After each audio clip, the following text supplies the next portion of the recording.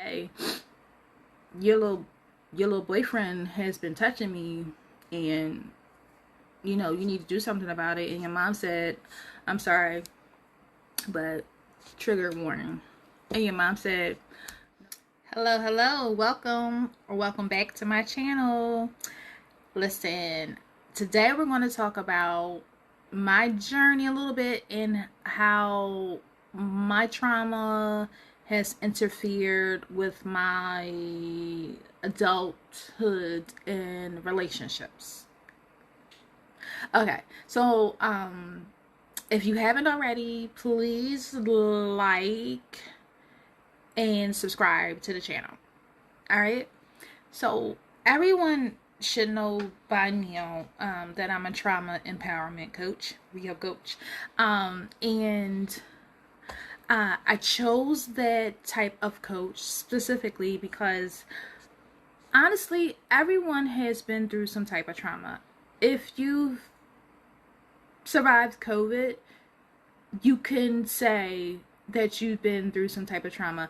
Honestly, I want to say that there are a lot of people out here that will say they've never experienced any trauma ever in their life, blah, because they're typically thinking about PTSD or something like that.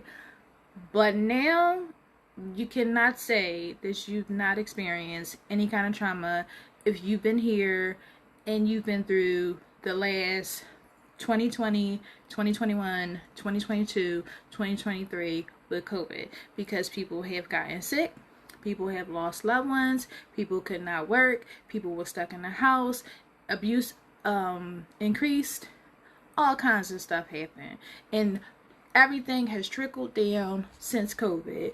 Domestic violence has gone up. You've seen so much craziness since COVID, and that's been traumatic. If you turn on the news, that's traumatic. So, beep beep, you've been through some trauma. Anywho, here's some telltale signs that your childhood junk, childhood trauma is showing up in your adult relationships, and you need to time out. Right? It's time to work on it. One, you thrive off of chaos. Like, you grew up in a childhood, like, growing up, it was always chaotic. Never, like, quiet, never peaceful, never, like, smooth sailing, always an argument. Never saw, like, what it was like to have, like, loving parents, quiet, none of that stuff, right? So, in your adult relationships, even if it's like not intimate partner relationships, you're looking for some friction, you're looking for some chaos, you're looking for some, like, come on, let's go, right? And I noticed that in my relationships, whenever I would get into like a relationship that was like reserved, the partner was like quiet, like not giving me that I would like run over him. He didn't stand a chance. And I would, like, if there wasn't like a reason to have like conflict, I would kind of start like a conflict, because I was used to that. Like, I didn't see that growing up. I didn't see what it was like to have like peaceful, like, my example of a parent and a female in a relationship was aggression, was like argumentative. Like, that's all I saw. So that's one. Two, yeah, communication is whack. Like, you don't know how to communicate effectively, because that's kind of like not what you saw. Like, you never really saw an example of effective communication. Just didn't happen. Like, you don't even know what that's like, so how could you like transcend it onto other? Nah, not happening. Not at all. Three, you're carrying a lot of guilt, right? So some of the things that happen to you, you're not quite sure, because you haven't worked it out. Like, was it your fault? Somebody might have told you it was your fault. You're not quite sure if it's your fault. So you go into other relationships, your adult relationships, on the fence of, am I guilty of some things?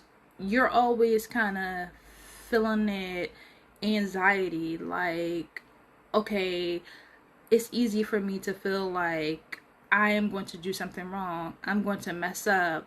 Like, it's going to be a repetition of how things were when I was growing up. I'm going to be at fault. Like, it's going to be horrible, and I'm going to make a big mistake, because you might have been in that situation and it might not even have been your fault, but someone might have told you it was your fault. Like, you might have been that little girl that like went to your mother and said, your little boyfriend has been touching me, and you know, you need to do something about it. And your mom said, I'm sorry, but trigger warning. And your mom said, he hasn't. But if he did, it's because of what you was wearing. Trigger warning. And then from that period on, you felt guilty, because she didn't validate your feelings, nor did she believe you. Okay, so we're going on to the next one. The next one is anger, right? So from all of that, like, we tend to bring anger, trickle on down, bring it into everything else. Because of all these unresolved feelings, we haven't learned how to communicate, we feeling guilty, we just grew up in chaos. Now we just out here raging on people. Because probably when we was in that childhood, we didn't know how to express anger. We didn't know how to talk. So what are we going to do now? Like, now we can be grown. Now we can be angry. Now we got displaced anger. Yeah, pretty much. We taking it out on the wrong people. Yeah. Unfortunately. And then one of the other things, and I can go on and on and on, but what I want to focus on right now, here in the present, is if we are parenting, how do we parent our children? Because we have all these things that are unresolved. When we talk about relationships, I'm not just talking about like intimate partner relationships. I'm not just talking about like friendships. I'm talking about how we relate to our children. Do we want to repeat the cycle? Or do we want to break the cycle? So how do we relate to our children? Are we going to bring that from our past into the present with our children? Do we want to be better parents? Like, how are we speaking to our children? Are we communicating better? Or are we like making the same mistakes that our parents made? So are we like talking to them correctly? Are we engaging with them correctly? Are we shutting down? Are we like walking on eggshells because we don't know how to do the right thing or say the right thing? Like, are we correctly engaging with our children? And are we avoidant with our children because of fear? So those are some things to think about. Like, how are we doing because of our childhood trauma? And your journey. My journey, it was rough. You know, I had to do some work. I had to go to therapy. I had to get some coaching myself, which worked a lot better for me than therapy. But ultimately, what healed me the most was God and spending time with Jesus. Like, spending time with him and in the word, and him talking to me and letting me know that I was his child and I was not damaged. And on top of the other resources, wise counsel, therapy, coaching, but just hearing from God and him telling me that it was going to be okay and that I was not damaged, and him being by my side and letting me know that I had another purpose. So doing the work is so important if we don't want to carry this on from generation to generation.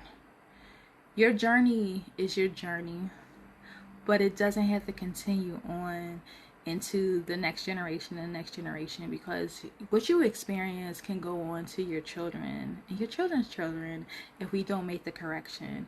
I've made a promise to myself not to have my next generation and the generation after that experience what I experienced. And I'm proud to say that my son can say that a lot of the things that I experienced, he could say, I didn't see that from you. Well, Mom, when you say that you went through that, I didn't even know that you went through that because I didn't see it.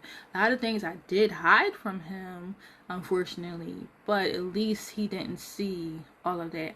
Unfortunately, though, he did see a lot of my pain and my trauma that I still was enduring from my mother while I was raising him. So it's important to create boundaries. It's important to get the treatment that you need, the help that you need, the coaching that you need, the therapy that you need, the God that you need, the loving God that you need, the prayers that you need, the family that you need that can not be the current family that you need, because you might need some new family that's really your family, but they might be your friends or church family or some other kind of family, because you could have a substitute family because the family that you have just not. Anyway, I just wanted to share that with you today. I hope that like bless you real good, and thank you for being with me today, and I'll see you next time. Don't forget to hit the like button and subscribe. And if there's anything that like hit you real good, just drop a comment below. And if it's anything that you need, like some free stuff, you can get it from the description. You can also get a free consultation with me, link in the description as well. So I'll talk to you next time.